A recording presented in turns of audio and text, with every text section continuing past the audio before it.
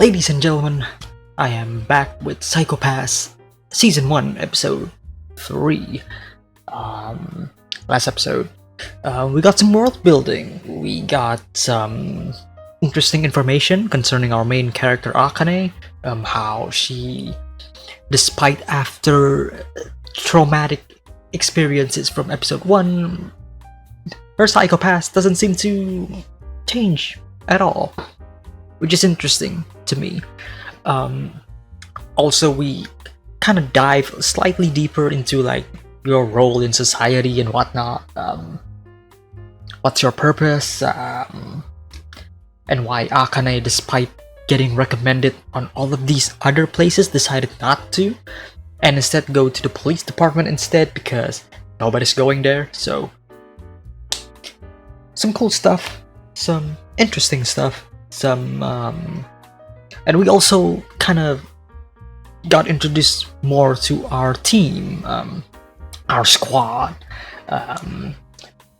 Interesting relationships, if I do say so myself. But I am really looking forward to see how their dynamic as a squad kind of grow later on in these episodes. So really looking forward to seeing how Psychopath is gonna go. How the story is gonna develop, because as of right now there's not really any major storyline that is being introduced. So far it's only been like a few cases here and there where our characters are gonna go and they're gonna investigate, maybe learn a few life lessons here and there, but there's no like overarching story, at least so far. So I don't know if there is going to be, well, I assume there is because the opening segment of the first episode. But anyways, there is a full-length timer-based reaction available in the description below, completely free, YouTube link and all. So if you want to watch the full episode with me, you can sync up your own copy with it, with the timer. Again, link in the description below, completely free. With that being said, if you enjoyed the reaction and the discussion portion later on in the video, hit the like and subscribe as always. I guess without any further ado, let's watch the episode. Okay. Kogami practicing his physical strength after being hospitalized last episode. Oh. What was he looking at? Very ominous. Have I mentioned that I fucking love this song and this opening? Because I fucking love this song and I fucking love this opening. 被害者は塩山大輔27歳。八王子ドローン工場勤務。Alright, new case. 完全自動化された生産ラインの中で唯一の有人区画だ。たったそれだけの人数で検査前のドローンに誤作動を誘発するプログラムを仕込めば事故を装った犯行は十分に可能だ。ということは Making it seem like a rogue computer, but someone has to make it rogue.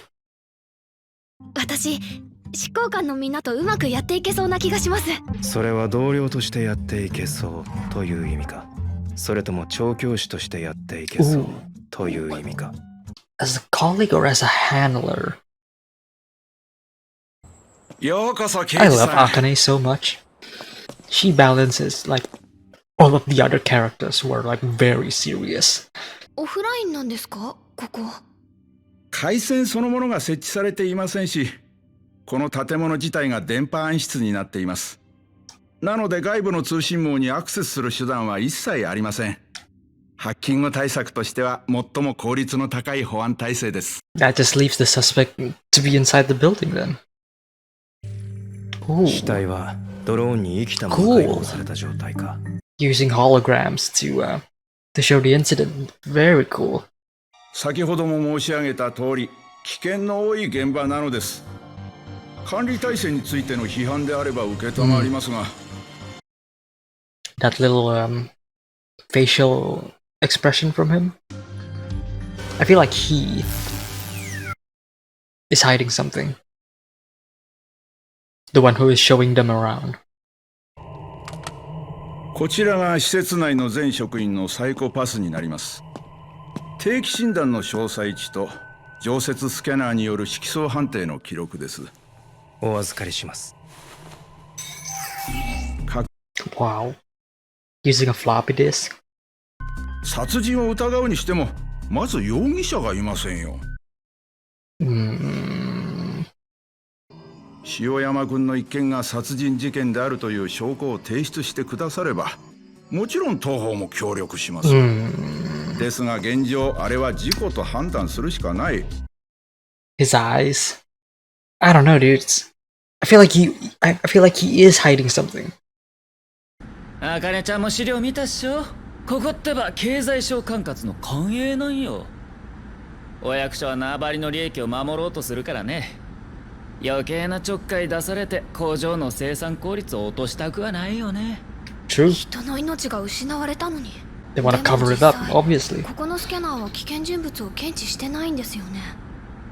さてどうだかな。 They could easily just change the data too. サイマティックスキャンのデータをもとに精神構造を割り出し職業適性やら犯罪係数まで診断するとなればシビラシステムによる解析が必要になる。 All under Sybil's control. ユーザー認証常森茜監視官通信エラーシステムとのリンクを構築できません。Cut off, right? あらゆる電波が遮断されている以上この施設の中ではシビラシステムの支援が受けられない。何か不審な点は見つかりましたか？いえ。 The fact that he is here again. よう君どりやろ。今日もまた優雅に個室でランチかい。 Oh no. Bullying? 何ですかあれは。ひどい。ああ、あれはいいんです。放っておいて。 No, you can't just leave them be. よくあることなんですよ。 The one who's being bullied is the murderer. He's gotta be. There's no reason for them to not show that. It's gotta be him. A grudge. それを笑って見過ごせるあんたもここの責任者がお似合いってわけだ。 Ooh. シビラシステム様々だな。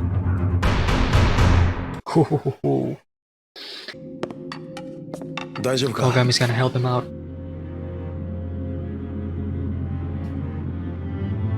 すみません。データで一目瞭然だな。他の連中はクリアカラーなのにサイコパスを濁らせてるやつが一人だけ。ここでは色相判定の結果が全員に公開されるらしいな。どうかしてる。そんなおかしいですよ。人を殺しておいてサイコパスがむしろ好転するなんて。 It can. It definitely can. サイマティックスキャンなんてなかった時代には別段珍しい話じゃなかったんだぜ。こういうの。 He's basically letting off steam. またお得意の刑事の勘か。そいつはただの妄想だ。私みんなに賛成です。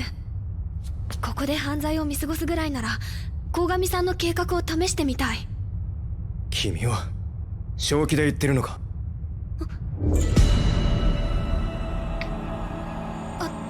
私は執行官とももっとうまくやれます。猟犬どもをうまく手なずけられると思うならやってみろ。ギノザさん。愚か者は愚か者らしく何もかも経験で学んでみるがいい。それが理解。 Something must have happened between them. And Gino must have experienced something to be this way as well. その話をするだけなんですよね。Akane, you're too pure and innocent for this world. I love you, but... こんなところにいたのか君どりやろう。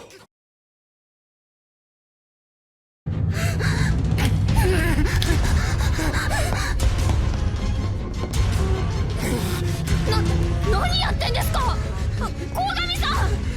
これで金原が人を殺せるやつかどうかはっきりする。むちゃくちゃです。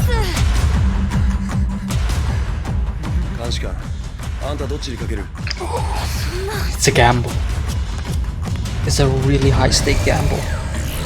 お前らが悪いんだ。Shit. Shit. 僕は綺麗になれるんだよ。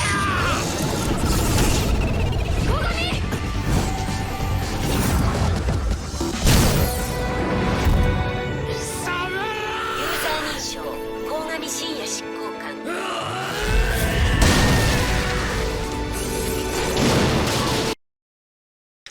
Locking him in place, nice.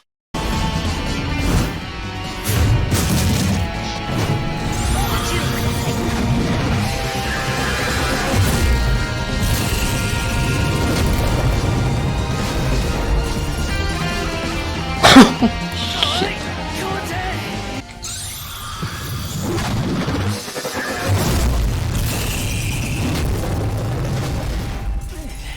相変わらずしびれるね、ドミネーターの本気は。猟犬でなく刑事でありたいとそう言っていた彼の眼差しは、だが The chief is looking at. 獲物を追い詰める肉食獣のそれだった。 There's more to this case. I feel like there's more to this case. Guess I'll have to watch the next episode to find out. Alright, Psychopaths, episode 3. Solid episode. Now that I'm looking at this picture again, I'm more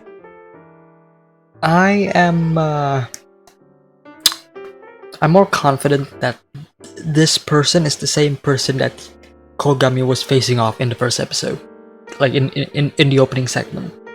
Because who else could it be? Because if you think about it, if they introduce a new character that we don't know, then it's just gonna be, what's the importance of it? But if this is the person in the opening, then it would start to the main plot line is basically about to start. Okay, right? The like the main driving force of the entire story is going to be showing up anytime soon now. Now obviously we're still gonna get episodes like this where they're gonna go to a different case and they're gonna have to solve, you know, to solve that case and maybe get some character development, but it does feel like it's slowly starting to unravel itself, you know, like the main point of it all.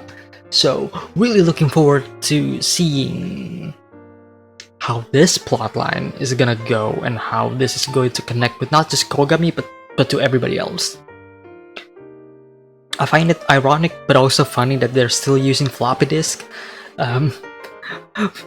for all of these sort of things, like it's a world, like it's a dystopian cyberpunk Blade Runner-esque world full of technology that is still years ahead from our current time, and then you have this. I mean, Japan still uses them today, so I don't know. It's funny, but at the same time, I'm like, it's also kind of cool. It's like it's that retro technology that is prevalent from like 80s movies, you know, like how those movies are still using like older generation computers in a future setting. And this is exactly it. I've said this multiple times in the episode. I do not trust this dude. There's something off about him.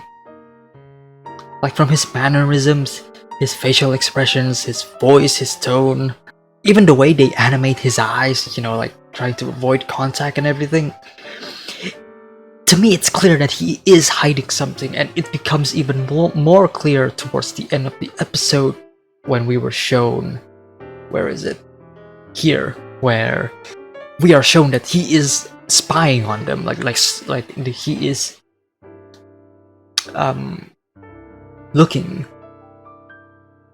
looking at them, you know, through the security cameras and everything. So there's definitely more to it. I will be a bit upset if that is not the case, and then the next episode we're just gonna move to a next case.